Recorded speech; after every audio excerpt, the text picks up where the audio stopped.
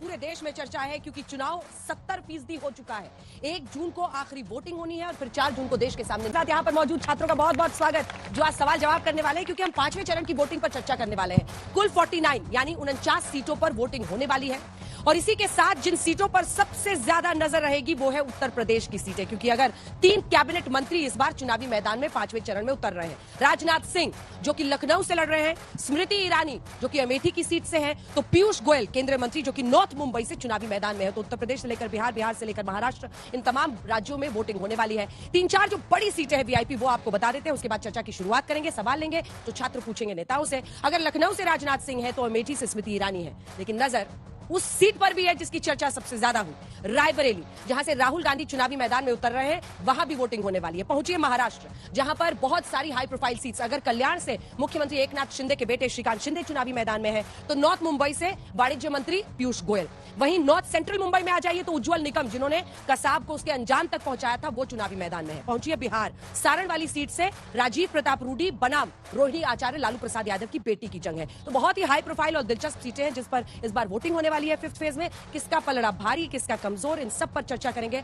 आइए स्वागत करते हैं खास मेहमानों का जो मंच पर पहुंचे हुए हैं। शाजिया इल्मी, राष्ट्रीय प्रवक्ता भारतीय जनता पार्टी की, तालियों के साथ स्वागत कीजिए। दीपक जाजी जो कि पक्ष रखेंगे कांग्रेस पार्टी का, तालियों के साथ उनका स्वागत कीजिए। मलुक नागर साहब सांसद और अब आरएलडी के भी वो नेता है, तालियों के साथ उनका भी स्वागत कीजिए। सत्य प्रकाश जी हमारे साथ जेडीयू के नेता के तौर पर इस चर्चा में जुड़ेंगे, लेकिन इससे पहले कि सवालों की शुरुआत करें, आइए आपको दिखा देते हैं 5th फेज की वोटिंग में कौन सी सीटों पर आपको नजर रखनी चाहिए। और ये 70% वोटिंग होने के बाद जब 5वें चरण में मतदान पहुंच रहा है तो कौन से मुद्दे हावी।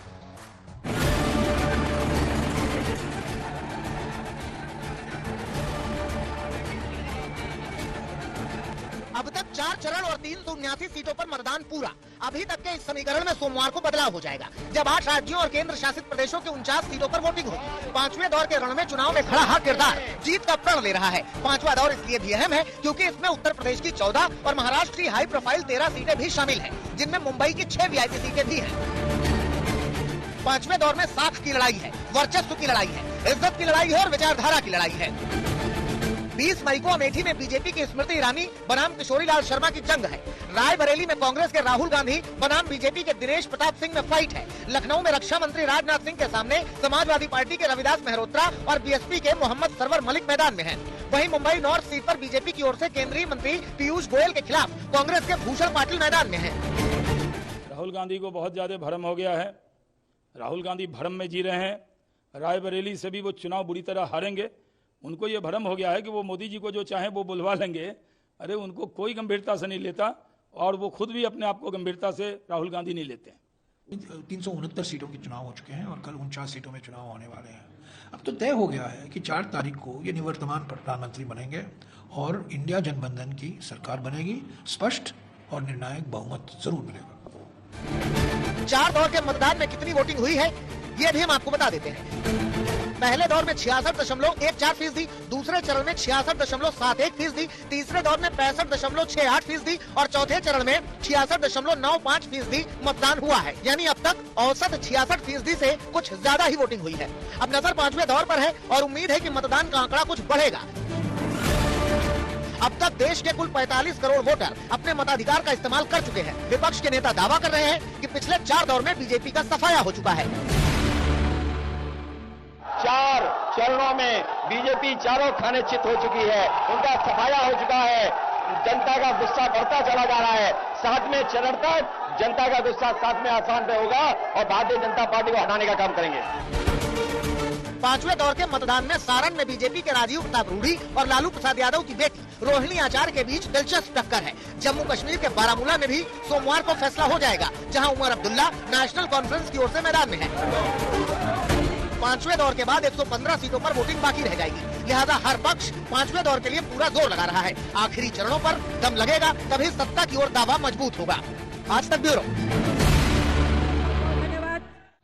तो आइए चर्चा की शुरुआत करते हैं। आप लेकिन अपनी कुर्सियों की पेटी बांध लीजिए जोर से, क्योंकि हेलीकॉप्टर से तो उतर गए हैं, लेकिन ये छात्र यहाँ पर मौजूद हैं जो सवाल करेंगे। शाजिया जी आपके साथ शुरुआत करते हैं। सबसे ज्यादा बीजेपी ने शोर मचाया रायबरेली अमेठी। राहुल गांधी यहाँ से लड़ेंगे नहीं वहां से लड़ेंगे, अब रायबरेली से वो लड़ रहे हैं और वोटिंग वहां पर होने वाली है। वो कह रहे हैं कि बीजेपी से न सिर्फ रायबरेली लेंगे, इस बार अमेठी भी वापस ले लेंगे। देखिए, कांग्रेस की रणनीति पूरी तरह से साफ है। उनकी रणनीति असल में है रणनीति, रन। तो भाग राहुल भाग भाग भाग के वो पहुंचे अब रायबरेली। वहां पर अंजाम क्या होगा सब जानते हैं। अमेठी में भी भागना शुरू किया उन्होंने, और मुझे लगता है इस बार पूरी तरह से, जैसे कि प्रधानमंत्री जी ने, अंजना जी आपके इंटरव्यू में कहा था, कांग्रेस पार्टी की एक भी सीट उत्तर प्रदेश से नहीं आएगी, उसमें रायबरेली भी शामिल हैं। तो इस तरह के सपने लुभावने देखने बंद कर दे राहुल जी, क्योंकि उनका खेल यूपी में खत्म है। खेल खत्म हो रहा है, वो बता रही है राहुल गांधी का। रायबरेली भी हरा देंगे। एक सीट तो उन्होंने पारंपरिक अपनी गवाही दी अमेठी वाली, वो कह रहे रायबरेली से भी जाएंगे। और पिछली बार जब इन्हीं सीट्स पर वोटिंग हुई थी 49 सीट्स पे, तो इसमें से 32 सीटें बीजेपी की आई थी, 7 उस वक्त शिवसेना उनके साथ थी, 7 उनकी आई थी, एक जेडीयू की, एक एलजेपी की, कांग्रेस की एक। देखिए क्या कमाल इस बार हो जाएगा? देखिए कमाल इस बार यही होने वाला है। रायबरेली थी जो सोनिया जी ने बचाया था, वरना तो कमाल इस बार ये होने वाला है कि अब की बार भाजपा साफ पूरे देश से, जो नरेंद्र मोदी जी ने 2014 में इन युवाओं से वादा किया था, जो इनसे इन्होंने संकल्प लिया था कि हम विकसित भारत बनाएंगे, और आपने कहा कि सीट की पेटी बांध लीजिए, तो मुझे याद आया कि नरेंद्र मोदी जी ने कहा था 111 जलमार्ग बनाएंगे, वाटरवेज। क्या हुआ उनका? उत्तर प्रदेश की जनता को दिखाया था सपना कि गंगा में हम लोग जहाज चलाएंगे, शिप चलाएंगे। क्या हुआ उन सपनों का? तो जो सपनों का मदद, रायबरेली पे 2 लाइन नहीं बोले आप। रायबरेली क्या है? पूरे देश में चुनाव हो रहा है, पूरे देश के लिए बोल रहा हूं मैं, पूरे देश का दर्द, पूरे देश की जनता का दर्द के लिए बोल रहा हूं। रायबरेली अलग नहीं है भारत से, वो भारत का ही हिस्सा है, भारत का अभिन्न अंग है, और पूरे देश एक सवाल का जवाब दे दीजिए। एक सवाल सिंपल आपसे पूछो, बहुत सिंपल सवाल है, पूछू ना इनसे। वायनाड का चुनाव खत्म होने के बाद तक क्यों इंतजार किया रायबरेली अनाउंस करने? इसका एक तो लॉजिक बता दीजिए। कोई लॉजिक कि वायनाड में वोटिंग खत्म हुई तब रायबरेली अनाउंस कह रहे हैं कोई लॉजिक नहीं है। देखिए इसका कोई लॉजिक नहीं है। जरूरत क्या लॉजिक है? एक व्यक्ति 2 सीट से चुनाव लड़ सकता है कि नहीं लड़ सकता? नरेंद्र मोदी जी 2014 में 2 सीट से चुनाव लड़े थे, उसका क्या लॉजिक था? अनाउंस तो एक साथ हुआ था ना? नहीं, क्या ऐसा थोड़ी कि एक जगह वोटिंग खत्म हुई तब अगला अनाउंस किया। बाल का खाल मत निकालिए अंजना जी। बात बहुत सिंपल सी बात है कि कोई एक लॉजिक ही नहीं व्यक्ति है। को संविधान आजादी देता है 2 जगह से लड़ने के लिए। नहीं, कहीं लिखा हुआ है कि आप अनाउंस तब करिए जब डेट आई, तब अनाउंस कर दिए। जब कांग्रेस की लिस्ट आई तो आपके सामने आ गए। तो कहीं चोरी छुपे नहीं है, ये लोकतंत्र है। आप लोगों की नजर सबसे ज्यादा तेज है। आज तक की खबरें जो चलती है वो सबसे तेज चलती है, प्रामाणिकता के साथ चलती है। तो इसमें कहीं कोई बुराई नहीं है कि अगर, लेकिन नरेंद्र मोदी जी 2 सीट से क्यों लड़े, आज तक जवाब दे पाए क्या? डरे हुए थे? नरेंद्र मोदी जी बनारस की जनता पे विश्वास नहीं जवाब दीजिए इसका था, मतलब या है। गुजरात की दोनों जनता के जगह, साथ नरेंद्र मोदी ने बिल्कुल। दगाबाजी किया कि वहां के चुनाव जीते? दोनों जगह से लड़े और दोनों जगह जीते राहुल जी, दोनों जगह से लड़े और कैसे बुरी तरह से फेल हुए, हारे, और कैसे भागे भागे अब पहुंच गए हैं रायबरेली। देखिए नरेंद्र मोदी की गारंटी चाइनीज गारंटी हो चुकी है।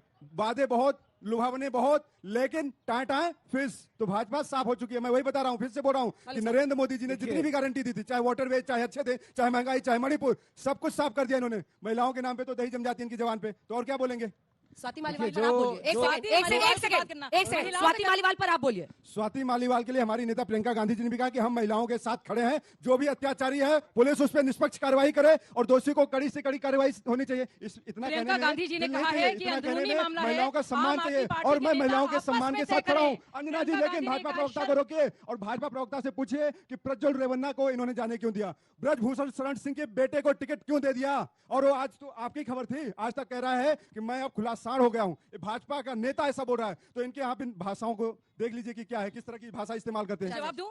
जहां तक बात है प्रज्वल रेवन्ना की, प्रधानमंत्री जी से लेकर अमित शाह ने कहा है कि नारी अपमान के प्रतीक के तौर पर कोई भी होता है उसके लिए 0 टॉलरेंस है, सख्त से सख्त सजा होनी चाहिए। ये कांग्रेस पार्टी की सरकार है कर्नाटक में जिसने इतने आसानी से प्रज्वल रेवन्ना को जाने दिया। ये आपकी सरकार है और आपकी law and order state machinery है। प्रज्वल रेवन्ना के मामले में इतने सारे केसेस थे जिसकी इनको जानकारी थी, और ये मामले तब भी थे जब वो कांग्रेस के कैंडिडेट थे, तब वो कार्रवाई कर सकते थे, लेकिन तब तो राजनीति रासानी थी ना। इन्होंने इंतजार किया जब जेडीएस और भाजपा का तालमेल हुआ, तब जो महिलाओं की चिंता नहीं थी, 10 साल से जो मामले पड़े थे, कभी भी एक्शन नहीं लिया। एकदम से इन्होंने सोचा एक्शन लेने का, क्योंकि राजनीति एक छोटा सा जवाब इसका दीजिए। एक सेकंड, मैंने भी गृह मंत्री का इंटरव्यू किया और मैंने सीधा पूछा कि उसको डिप्लोमेटिक वीजा पर गया, वापस लाने के लिए क्या कर रहे हैं? उन्होंने कहा कर्नाटक सरकार ने रिक्वेस्ट ही नहीं भेजी है, वहीं से पुलिस शुरू करेगी मामले को। ऐसे थोड़ी सो मोटो होगा। हाँ मत कीजिए, बड़ा सिंपल सीरियस मामला है। सुनिए, सीरियस मामला क्या है इसमें? अरे सर, जहाँ पे पुलिस केस रजिस्टर करेगी वही तो रिक्वेस्ट भेजेगी ना वापस लाने के लिए। इसको बोलते हैं भाजपा की तरफ से नाच न जाने आंगन टेढ़ा। गृह मंत्री जी इतने मासूम तो नहीं है। मोदी जी का डंका बज रहा है पूरी दुनिया में, बताओ ना कहाँ छुपा है बलात्कारी? डंका बज रहा है ना देश में मोदी जी का, विश्व में।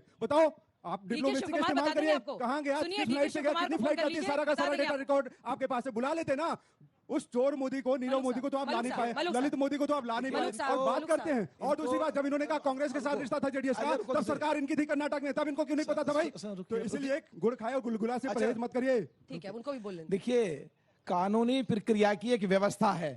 जब तक स्टेट गवर्नमेंट भारत सरकार को लिखित में नहीं भेजेगी, जब तक भारत सरकार की बाध्यता है वो कैसे उस पर एक्शन लें। तो जब इनके यहाँ चुनाव तक वो रहा, सरकार थी कर्नाटक में, चुनाव लड़ा वहां से एयरपोर्ट गए, वहां पे सारे बिखरे पड़े थे पूरे शहर में, जो उनके वीडियो और जो उनके व्यवस्था थी देखने की कंप्यूटर पे। तो इन्होंने उस पे एक्शन क्यों नहीं लिया? क्या इनकी कोई मिली भगत थी? क्या उसको जानबूझ करके ये बाहर भगाना चाहते थे? जहां तक बात है देश में उत्तर प्रदेश की, अमेठी की सीट, मैं ये तो नहीं कहूंगा कि इनकी तरह मैं संयम रखूंगा कि राहुल गांधी जी भाग गए, लेकिन राहुल गांधी जी रायबरेली लड़ने गए। पिछली बार एक सीट आई थी जब 3 पार्टियां इकट्ठी मिलकर लड़ रही थी, सपा, बसपा, लोकदल, मैं भी था उनमें से। तो जब जाके कांग्रेस की एक सीट आई थी, लोकदल, वो अब की बार भाजपा के साथ है, और वो जो 2 तकड़ी पार्टी इकट्ठे होते ही इकट्ठी तकड़ी हो जाती थी, वो अलग अलग लड़ रही हैं। रायबरेली किस तरीके से जीतोगे जरा सोच करके तो बताओ। जो माननीय प्रधानमंत्री ने कहा कि कांग्रेस एक भी सीट नहीं जीतेगी। आप बीएसपी छोड़ के आरएलडी में आ गए, लेकिन आपका दिल अभी भी लग रहा है कि पूरा एकदम बीएसपी के लिए धड़कता है। बगैर मतलब के सिद्ध मत करो। जानबूझ के फिर आप क्या ये मान रहे हैं कि जानबूझकर मायावती जी उतरी हैं हर जगह पर ताकि कांग्रेस को, समाजवादी को नुकसान हो, बीजेपी को फायदा? क्वेश्चन ये नहीं है। आपने कहा ना कि आप कैसे जीतेंगे? मैं ये कह रहा हूं कि जो ये कह रहे हैं हम जीत करके आएंगे, एक सीट भी कैसे जीतेंगे लॉजिकली सिद्ध तो करें। तो माननीय प्रधानमंत्री जो कह रहे हैं एक भी सीट जीत नहीं सकते ये लोग। सत्य प्रकाश जी, आज एक सेकंड, प्रज्वल रेवन्ना पर बार बार चर्चा जाती है, इसलिए मैं चाहती हूँ एक कमेंट उस पर आ जाए, उसके बाद बाकी मुद्दों पर हम लोग 49 सीटों पर जाएंगे। ज्वाइंट कैंडिडेट था ना वो, पूर्व प्रधानमंत्री का पोता है, जेडीएस और बीजेपी मिलकर वहां पर चुनाव लड़ रही हैं, और वो ज्वाइंट कैंडिडेट था, तो प्रश्न तो पूछे ही जाएंगे बीजेपी से। नहीं, बिल्कुल प्रश्न पूछे जाने चाहिए, और प्रश्न का जवाब प्रधानमंत्री और गृह मंत्री ने दिया है। भारतीय जनता पार्टी या एनडीए का कोई भी घटक दल इस चीज का समर्थन नहीं करता है। जिस समय चुनाव हो रहा था उस समय यह मामला सार्वजनिक रूप में नहीं सामने आया था। अगर आया होता तो मुझे पूर्ण विश्वास है कि प्रधानमंत्री न वहां जाते न उनका चुनाव प्रचार करते। ये बहुत तरीके से झूठ बोल गए कि प्रधानमंत्री या गृह मंत्री उसको इंटरपोल कॉर्नर का रेड नोटिस जारी करके ला सकते। ऐसा है नहीं। कानून एक तौर तरीके से चलता है। राज्य सरकार को भेजना है, पूरी की पूरी जानकारी भेजनी है गृह मंत्रालय को, फिर गृह मंत्रालय काम करेगा। अब अंजना जी ऐसे ऐसे आप कठिन सवाल कांग्रेस से पूछ रहे हैं तो ये बेचारे जवाब दे नहीं पाएंगे। चाहे वो प्रियंका गांधी का वो मसला हो जो उन्होंने कहा है। प्रियंका गांधी राधिका खेड़ा पे कब बोलेंगी? एक महिला प्रवक्ता को बंद करके रख दिया कमरे पर, उस पर जबान नहीं खुलती। एक प्रवक्ता बहुत पहले थी, बड़ी मशहूर प्रवक्ता हैं, प्रियंका चतुर्वेदी, उनके साथ मथुरा के कांग्रेस कार्यकर्ताओं ने बदतमीजी करी, इसलिए उन्होंने पार्टी छोड़ी। प्रियंका गांधी इस पर चुप रहती हैं। तो ये जो सेलेक्टिविज्म है कांग्रेस का या किसी भी पार्टी का, महिला हिंसा पे यदि कोई सेलेक्टिविज्म है तो हम उसके खिलाफ हैं। अब सवाल उठता है कि स्वाति मालीवाल का जो मसला सामने आया है, तो प्रियंका गांधी ने यह भी तो बोला ये तो उन लोग का आपस का मसला है। अपराध का मसला महिला हिंसा के खिलाफ आपस का हो जाता है। संजय सिंह कहते हैं सख्त कार्रवाई करेंगे, कार्रवाई नहीं करते, उस अपराधी को साथ लेकर लखनऊ में प्रेस कॉन्फ्रेंस में बैठे मिलते हैं। वहां पे अखिलेश यादव क्या कहते हैं कि नहीं नहीं, इससे जरूरी ज्यादा मसला और भी है दुनिया में। अरे एक महिला जो राज्यसभा की सदस्य है, दिल्ली महिला आयोग की पूर्व अध्यक्ष थी, उसके साथ दिल्ली के सीएम के घर में जिस तरह की मारपीट हुई है, जिस तरह की अभद्रता हुई है, उस पर सारे निर्लज्ज एक साथ चुप है। ये कैसी निर्लज्जता है? इस पर सवाल होना चाहिए। कांग्रेस इस पर इसलिए नहीं बोल रही है, दबेश्वर में बोल रही है क्योंकि दोनों दिल्ली में। इस पर मुझे अभिषेक सुधीर जी से ले लीजिए, वो आप आदमी पार्टी के समर्थक है। इस पर एक जवाब लेते हैं ना, स्वाति पर आप बोल लीजिएगा। सत्यप्रकाश, स्वाति मालीवाल पर एक तो जवाब दीजिए सर। देखिए, संजय सिंह ने माना खुलकर कि अभद्रता हुई है, एफआईआर की कॉपी सामने आ गई है, वो कह रही है मारा है पीए ने, उसके बाद वो लखनऊ में साथ में दिखता है। ये क्या तरीका है सर? ये जो विभव कुमार को जो लखनऊ लेके गए थे बिल्कुल गलत था, नहीं लेके जाना था। मैं समर्थक हूं, मैं पार्टी का तो सदस्य नहीं हूं। हाँ। जो गलत है वो गलत है। देखिए, इस मंच पे ये बात स्पष्ट हो गई है कि जब भी महिला हिंसा होती है, महिलाओं पे अत्याचार कुछ होती है, कोई भी पार्टी एक्शन नहीं लेती। बृजभूषण शरण सिंह के खिलाफ काफी सीरियस एलिगेशन है। एक दिन वो जेल गए, अरेस्ट हुए, नहीं हुए। एक दिन भी उनकी गिरफ्तारी नहीं हुई है। चार्ज फ्रेम हो रहे हैं, उनके बेटे को टिकट दी जा रही है। प्रज्वल रेवन्ना को देखिए, और स्वाति मालीवाल के साथ भी जो हुआ है। इस फेज में जो चुनाव है उसमें वो सीट भी है जहां से चुनावी मैदान में बृजभूषण शरण सिंह का बेटा चुनावी मैदान में। जी बिल्कुल, और आप बेटे को टिकट दे रहे हो। और रेसलिंग फेडरेशन को आप देखिए, हमारी महिला पहलवान ने इसी सांसद भवन के सामने उन्होंने प्रोटेस्ट किया था। मान रहे हैं कि आम आदमी पार्टी भी वही कर रही है जो बाकी। लेकिन मैं ये कहना चाहता हूँ, आंदोलन मशाल लिए क्यों घूमते हैं? मैं ये कह रहा हूँ कि ये एक आम मौका है आम आदमी पार्टी को कि दिखाना है कि हम भाजपाइयों की तरह नहीं है। वो स्वाति मालीवाल को, जो भी स्वाति मालीवाल कह रही है कि उन पे जो हमला हुई है, मैं ये कहता हूं कि शक नहीं करना चाहिए, सख्त कार्रवाई होनी चाहिए। विभव कुमार को आप प्रोटेक्ट मत करिए, आप पुलिस पे जाके सरेंडर हो जाना चाहिए। मैं जो सच बात है मैं बोल रहा हूँ, मुझे गलत है, मैं गलत है। कितने दबे स्वर से और इतनी मिठास बात की थी ना कि उसको खुद ही जाके सरेंडर कर देना चाहिए। क्या बिल्कुल, मैं तो बोल रहा हूँ ना, क्या ये बोलेंगे कि बृजभूषण को सरेंडर करना चाहिए? बोलेंगे। 5 महिला पहलवान संजय ने, मैं लास्ट में अंत में आया हूँ, मुझे 30 सेकंड। आप लेट हुए ना, नहीं देखिए, आप लेट हुए तो आपकी गलती। आम आदमी पार्टी के प्रवक्ता नहीं आए ना, इसलिए मुझे बुलाया गया था। तो मैं स्वाति मालीवाल का नाम लेने से सब भाग रहे हैं। 30 सेकंड दीजिए मुझे। कांग्रेस भी भाग रही है, आम आदमी पार्टी भी। संजय सिंह ने प्रेस वक्त किया। 1 मिनट, 30 सेकंड नहीं 30 सेकंड I'm speaking। नहीं, मुझे बात करने दीजिए अंजना जी। अच्छा ठीक है, 3 लाइन बोल लीजिए, 3 लाइन स्टॉप। आप बोलिए। एक भी भाजपा के नेता ने प्रेसवर्ती करके नहीं बोला है जो बृजभूषण शरण सिंह ने किया था गलत था, संजय सिंह ने प्रेसवर्ती करके बोला था, जो विभव कुमार ने किया था वो गलत था। कभी भी इनके नेता, अरे बृजभूषण सिंह पे प्रेसवर्ती छोड़िए, इनके प्रधानमंत्री 10 साल में एक प्रेसवर्ती भी नहीं किया उन्होंने। प्रेसवर्ती तो करते नहीं है। तीनों पे जवाब दीजिए। आप सब लोग देखिए, इतनी बड़ी मामला सामने आया है, इतना बड़ा, जो सच में रोंगटे खड़े कर देता है। स्वाति मालीवाल कहती हैं उन पर 4 थप्पड़ मारे गए, उनको जलील किया गया, जमीन में उनको फेंका गया, उनके कपड़े तक फट गए। ये तक उन्होंने कहा कि गाली बकी उनके लिए और कहा तेरी औकात है कि तू यहाँ आई है। ये तक कहा उस स्वाति मालीवाल से कि तुम्हारी हड्डी तोड़ तोड़ के रख देंगे और जहां गाड़ेंगे पता भी नहीं चलेगा। वो रोती रही, चिल्लाती रही। ये तक कहा विभव ने उनसे कि आप हिम्मत करके देखो। स्वाति ने यह तक कहा कि मेरी तबीयत इस वक्त ठीक नहीं है और नासाज है, एक महिला की बहुत दुश्वारियां होती हैं और आप ना मुझे मारिए। उसके बावजूद, और सबसे ज्यादा घिनौनी और बड़ी बात, जो हमने तस्वीरें देखी आज, किस तरह से महिला पहलवानों पे भी कुछ तो बोलिए। महिला पहलवानों पे आपने शक किया था ना?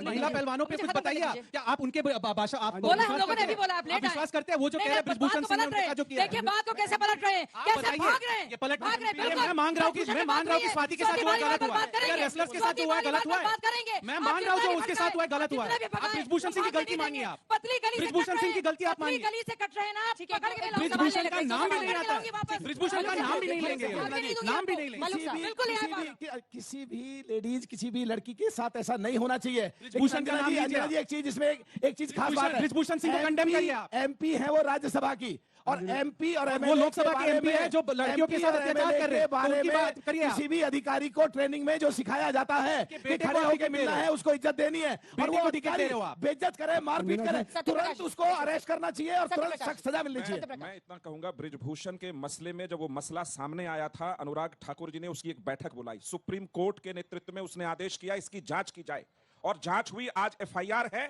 और चार्जशीटेड है। तो आप समझिए कि एक सरकार ने को टिकट देना था या नहीं देना था? टिकट देना था या नहीं देना था? ये रुक जाइए ना, नहीं टिकट देना था नहीं देना था? अरे आ रहे टिकट देना था या नहीं देना? आ रहे हैं उस मसले पर। कब आओगे? एक सेकंड, आपसे रिक्वेस्ट है, आप मुझे एड्रेस करें, या आपको सड़क की लड़ाई तो हो नहीं रही है, प्लीज एड्रेस मी। एक दूसरे को देख के मत पूछिए ना, मैं उनसे बात कर रही हूँ। Due process of law follow किया गया, किसी ने उस ड्यू प्रोसेस ऑफ लॉ को रोका नहीं। लेकिन इस मसले में एक राज्यसभा सदस्य का मुख्यमंत्री आवास में बुरी तरह मारा पीटा जाता है, उस पर अरविंद केजरीवाल क्यों खामोश हैं, जो दिल्ली की महिला की सुरक्षा के लिए हमेशा गला फाड़ मोदी जी आज तक बृजभूषण पे खामोश, आज तक बृजभूषण पे खामोश। मोदी जी ने एक प्रेसवर्ती किया कि बृजभूषण ने किया था गलत। ये तरीका ठीक नहीं है। जो बसों में मार्शल की व्यवस्था करने का दावा करते रहे, उनके घर के अंदर राज्यसभा की सदस्य पीटी गई।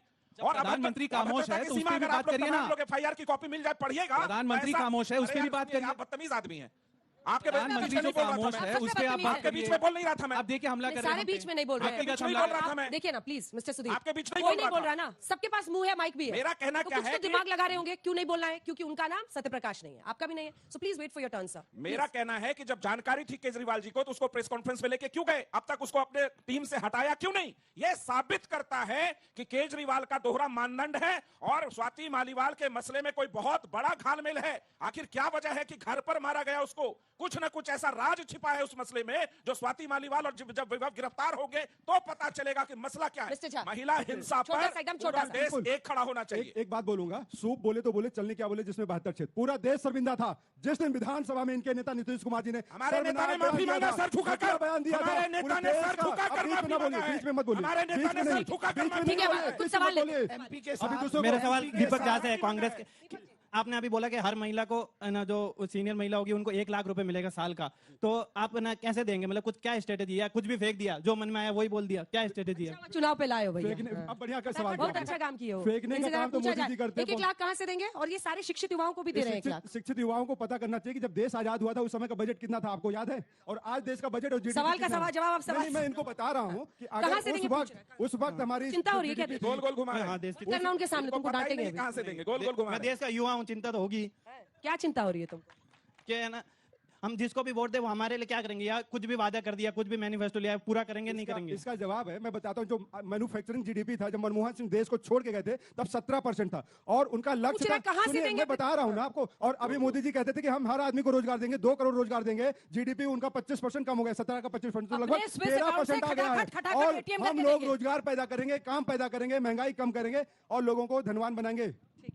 सर मेरा सवाल ये है कि हम आज के युवा है, हम किस बेसिस पे कांग्रेस को, आम आदमी पार्टी को, भाजपा को वोट दे जब उनकी खुद की पार्टी की महिलाएं मतलब उनकी खुद की महिलाओं में इतनी ताकत नहीं है, उनके ऊपर ऐसा उत्पीड़न हो रहा है। और दूसरी बात ये कि हम लोगों को क्या फायदा मिल रहा है? कांग्रेस की पार्टी भाजपा को वॉशिंग मशीन बोलती है, भाजपा की पार्टी कांग्रेस को वॉशिंग मशीन बोलती है। पॉलिटिशियंस को टिकट देने की जरूरत क्या है? ऐसी चीज युवाओं के साथ तो नहीं हो रही है। उनके लिए तो इतनी सी गलती करे सरकारी नौकरी छिन जाती है, बड़ी बड़ी जगहों पर जाना मना कर दिया जाता है। पॉलिटिशियंस के साथ ये सारी चीजें क्यों नहीं हो रही है? ज्वलंत मुद्दा है वीवीआईपी कल्चर, जो मोदी जी कह रहे थे खत्म करेंगे, क्या हुआ? खत्म कर पाए क्या 10 सालों में? खुद वीवीआईपी चलते हैं, पूरा देश बंद हो जाता है, दिल्ली बंद हो जाती है, सड़कें बंद हो जाती है। और सवाल आपका जायज है, आज आप पूछिए कि जो वादे किए गए थे सरकार से, उस सरकार ने युवाओं के लिए क्या कदम उठाए? अग्निवीर बनाया है मोदी जी ने, तो आप लोगों के लिए अग्निवीर बनाया है। अगर आप उनको देंगे फिर से अग्निवीर बना देंगे कुछ और। सर मेरा सवाल सभी से है कि आप लोग ना अलग अलग महिलाओं की बात करते हैं, इस पार्टी की महिला, उस पार्टी की महिला, अत्याचार लगभग हर महिला पे हो रहा है सर, आपकी पार्टियों की है वो। लेकिन आप लोग हमेशा ऑपोजिशन की महिलाओं को चूज करते हैं दूसरों को हमला करने के लिए। पहले अब तो इनका गेम है, जहां जहां भाजपा की सरकार है, सारी जगहों पे भाजपा की सरकार है। दिल्ली पुलिस ने क्यों गिरफ्तार नहीं किया अगर महिलाओं पे अत्याचार हो रहा है तो? केंद्रीय मंत्री 6000 रेप के मामले राजस्थान से क्यों गिरफ्तार नहीं हुए अभी तक? दिल्ली पुलिस क्या कर रही है? मेरा सवाल दीपक झा जी से है। जैसे कि हम सबको पता है कि राहुल गांधी जी रायबरेली से लड़ रहे चुनाव, तो जब उत्तर प्रदेश के अयोध्या में रामलला जी की प्राण प्रतिष्ठा हुई, 500 साल बाद मंदिर बना, तो आपको नहीं लगता राहुल गांधी जी का फर्ज था, उनका काम था भगवान के घर जाके माथा टेकना? हाँ? आपका नाम क्या है? रिया। रिया कहाँ पढ़ती हैं? एक सेकंड पूछ लेना, कहीं आप इनको बीजेपी का एजेंट बोल दीजिए थोड़ी देर में। आपके साथ पूछ लेते हैं ना, पूछते हैं। Delhi school of journalism, university of Delhi. तो मेरा ये बोलना है कि जो इंसान अपने भगवान को भूल सकता है वो जनता को क्यों नहीं भूल सकता? देखिए हमारे लिए जनता ही भगवान है, और ईशोपनिषद में लिखा है ईशावास्यमिदं सर्वम यत् किंचित जगत्याम जगत तेन त्यक्तेन भुंजिता। जब जनता ही भगवान है, कण में ईश्वर है, जब जनता ही भगवान है तो प्राण प्रतिष्ठा के टाइम जाना चाहिए था ना माथा टेकने उनको। आप कहेंगे इन्विटेशन है, भगवान के घर बुलाने इन्विटेशन मिलेगा? भगवान का घर हर जगह है। भगवान आप भी भगवान है, हम भी भगवान है, अंजना जी भी भगवान है, तो सर्वत्र भगवान है। मैम मेरा सवाल कांग्रेस से है, सबको दीपक जी पसंद आ रहे हैं। अरे आप लोग जो उधर खड़े हैं यहाँ पे बैठ जाइए, सारी कुर्सियां पड़ी हुई हैं। हमारी खड़ा होकर क्या सुनना नेताओं को? आइए तो आप लोग भी सवाल करिएगा। सर आपकी पार्टी का सबसे बड़ा आइडियोलॉजिकल ड्रॉबैक ये है कि आपकी पार्टी में आइडियोलॉजी ही नहीं है, कोई टीम लीडरशिप नहीं है, कास्ट के नाम पे वोटिंग है। तो मुझे ये बता दीजिए, as a first time voter मेरे जैसे बहुत बैठे हैं, आपकी पार्टी को क्यों वोट दें? देखिए बहुत सही सवाल है अंजना जी। अच्छा पसंद है आपको सवाल? हमें सवाल सारे पसंद है, हम लोग सुनते हैं सवाल। देखिए हम नरेंद्र मोदी जी नहीं है, मन की बात करें, मन की बात ना सुने। ये मेरा फर्ज है आप लोगों की बात सुनना। कैसे करेंगे? बिल्कुल करेंगे। जो 30 लाख पद खाली है, आपकी विचारधारा क्या है? वो कह रही है विचारधारा में आप शून्यता पे हैं और आप जाति के आधार पर वोट मांगते हैं। वयम राष्ट्रीय जागृयाम पुरोहिता, हम इस राष्ट्र को निर्माण करने के लिए तन मन धन से लगे रहेंगे और युवाओं के उन्नति के लिए लगे रहेंगे। क्या करेंगे? 30 लाख जो पोस्ट खाली है ना, उन सब में नौकरियां भरी जाएंगी, आप लोगों को दिया जाएगा। भाजपा ने क्यों नहीं दिया? भाजपा ने 30 लाख पोस्ट क्यों खाली करके रखा है? बताएं, जवाब दें। लोग नहीं दे पाएंगे। मेरा ये सवाल सेकुलर लीडर से है। कौन है सेक्युलर इनमें? बोल तो आप है, कांग्रेस है, आप और कांग्रेस, जेडीयू है, सब है। बीजेपी को बोलते हैं हिंदू मुस्लिम करते बोल के। मुझे ये बोलो कि देश का बंटवारा किस मुद्दे पे हुआ? देश का बंटवारा किस मुद्दे पे हुआ? मुझे इसका जवाब दो। देखिए देश का बंटवारा, आपने आजादी में भाग लिया? काफी गुस्से में लग रहे हैं आपने आजादी में भाग लिया क्या? आप उस वक्त मेरे पूर्वज से आज उन्होंने भाग लिया। आज मैं जो हूँ मेरा भविष्य वैसा रहेगा। और आप जो बोलते हैं ना बेरोजगारी, वो ये सब कहानियां बोलते हैं ना, क्यों गूगल पे जाके देख लो क्या एक्सपोर्ट डिफेंस क्या हुआ, एक्सपोर्ट क्या है, विदेश मुद्रा क्या है। देखिए आपने विदेश मुद्रा, मैं आपको बता रहा हूँ जीडीपी क्या करते हैं सर? मैं रियल एस्टेट का बिजनेस करता हूँ। बोल तो आम आदमी को जहाँ पे हमारा वोट बैंक रूरल से ज्यादा है, वो रूरल के लोगों को तुम लोग भटका रहे हैं कि देश डूब जा रहा, देश बिक जा रहा, और हिंदू मुस्लिम कुछ भी नहीं है। सभी का डेवलप हो रहा है, यहाँ पे सभी उन्नत हो रहे। अगर ये होता मुद्दा तो देश का बंटवारा भी हिंदू मुस्लिम के मुद्दे पे हुआ। देखिए 135 अरब डॉलर का व्यापार किया है मोदी जी ने चाइना के साथ। सिंह चौहान है और मेरा जो सवाल है वो बीजेपी प्रवक्ता से है कि पुरुषोत्तम रूपाला जी जो आपके नेता हैं जिनको टिकट दी गई है, उन्होंने अभी विवादित टिप्पणी की थी, अभद्र टिप्पणी की थी क्षत्रिय समाज को लेकर। रोटी बेटी का सिस्टम चलता है क्षत्रियों के यहाँ, तो उनकी टिकट क्यों नहीं काटी गई? क्षत्रिय समाज पूर्णतः बहिष्कार कर रहा है उनका और नाराज है भाजपा से, उनकी टिकट क्यों नहीं काटी? देखिए मैं जवाब दे दूं।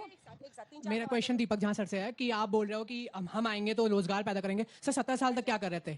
70 साल में वो बेरोजगारी कम नहीं कर सकते थे। और आपने अभी एक श्लोक बोला, तो मैं भी बोलता हूँ, रामायण का श्लोक है, शायद राहुल गांधी को नफरत हो, तो वो श्लोक ये है कि सचिव वैद गुरु तीन जो प्रिय बोले भाई आस, राज धर्म तन तीन कर होई बेगई नाश। मतलब अगर आपका सचिव, आपका वैद आपके डर से अगर झूठ बोल रहा है तो आपका विनाश है। और राहुल गांधी का शायद यही लग रहा है। देखिए आप क्या करते हैं? स्टूडेंट। इस देश में हमने वो किया है 70 सालों में। ध्रुव शुक्ला। बताओ कानपुर से है। शुक्ला जी आपका कानपुर स्वागत से है। हैं। हम भी कानपुर हैं भाई। एक साथ जवाब।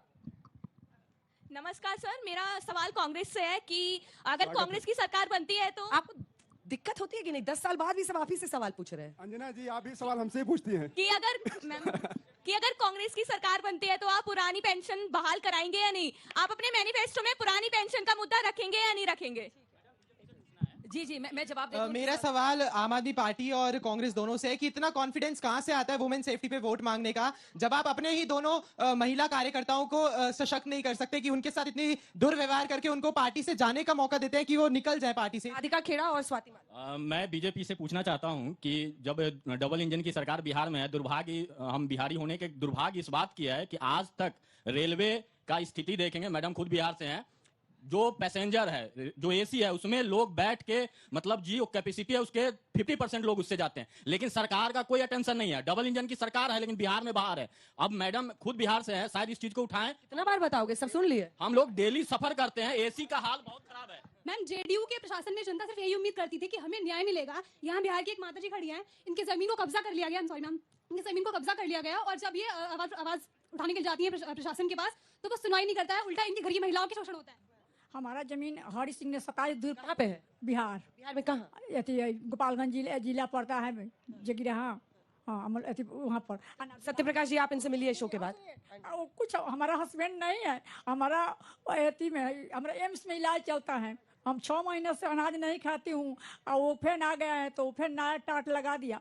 और कल 16 तारीख रहा, कल हमारा लड़का के वो ब्राह्मण खिया रहा था खाकी बाबा का मंदिर में, लड़का आ रहा था तो आपकी जमीन ले ली है ना, किसने किया है वो? उसको सत्यप्रकाश जी जेडीयू के हैं, वो अभी मिलेंगे आपसे तो बता देंगे, ठीक है?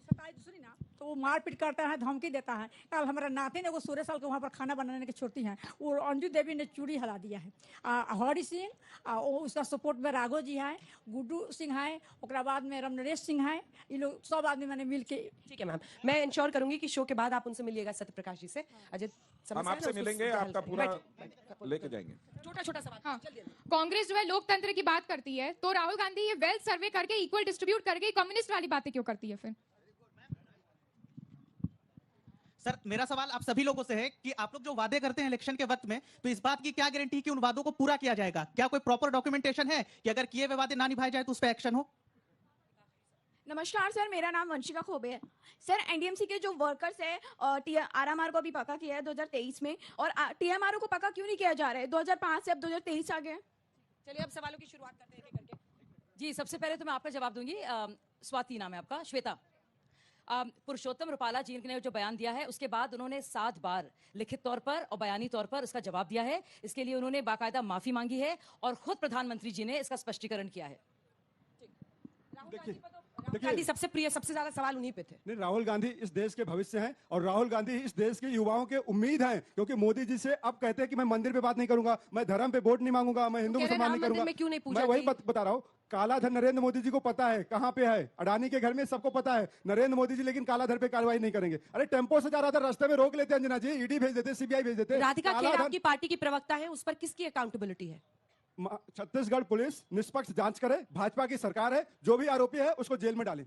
स्वाति मालिवाल, राधिका खेड़ा पर प्रश्न था कि इतनी सशक्त महिलाएं पार्टियों के अंदर, आप उनको नहीं बचा पाते? मैं फिर से ये बात दोहराता हूँ, आतिशी मरलीना, प्रियंका कक्कड़, रीना गुप्ता, शैली ओबरॉय, आम आदमी पार्टी के सही सारे महिला नेताओं को अपनी आवाज उठानी चाहिए और स्वाति जी के साथ जो हुआ है बिल्कुल गलत है और एक्शन ली जानी चाहिए। पुलिस की जांच उठा नहीं रहा है। मलुक साहब देखिए, जो नहीं, मैं चाहती हूँ सवाल का आप जवाब दें जो इस बच्चे ने पूछा कि नेताओं की गर्दन बाद में, चुनाव के बाद कैसे पकड़ी जाए?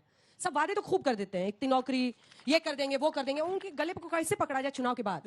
5 साल बाद आते हैं फिर। देखिए जहां तक चौधरी 5 साल के लिए ये लतियंस दिल्ली में बड़े बड़े मकान, ये गाड़ियां, ये शोहरत, जवाब क्या किया जाए? चौधरी चरण सिंह जी उन्होंने हमेशा पूरे करे, और जो मौजूदा सरकार है उन्होंने 370 पे पूरा करा, मंदिर पे पूरा करा, एक टैक्स पे पूरा करा, और जितने मैनिफेस्टो में थे सब पूरे करे। बाकी 55-60 साल में कांग्रेस के मैनिफेस्टो में कितनी चीजें थी, इन्होंने पूरी क्यों नहीं करी, ये जवाब दें। जनता का पूरा ना हो, लेकिन इन दल बदलुओं का जरूर दलदल में फंस के पूरा हो रहा है, क्योंकि आप भी देख रहे हैं कि किस तरीके से कभी इधर कभी उधर पलटी मार रहे आप हैं। तो दल नहीं बदल पा रहे क्योंकि आपको कोई लेने को तैयार नहीं भाई साहब। हमें बहुत गर्व है जब वहाँ पे हैं। सुनिए, चाहे बात हो राम मंदिर की, और देखिए एक युवा ने पूछा था, या 80 करोड़ लोगों को बाकायदा घर में अन्न देने की, या फिर 14 करोड़ शौचालय की, या फिर 11 करोड़ पानी के कनेक्शन की, या फिर 25 करोड़ डबल इंजन की सरकार, गरीबी से बाहर क्या है बिहार का हाल, जवाब दीजिए। बिहार अभी भी सर्वाधिक विकास दर पे खड़ा है। मत छेड़िए सर, नहीं सच में मत यही छेड़िए। देश में उसने सर्वाधिक दो बार विकास याद दर दिलाया है। आज ही कि मैं बिहार की हूँ। उन्होंने कहा ट्रेन में लोग बैठ जाते हैं, आबादी है,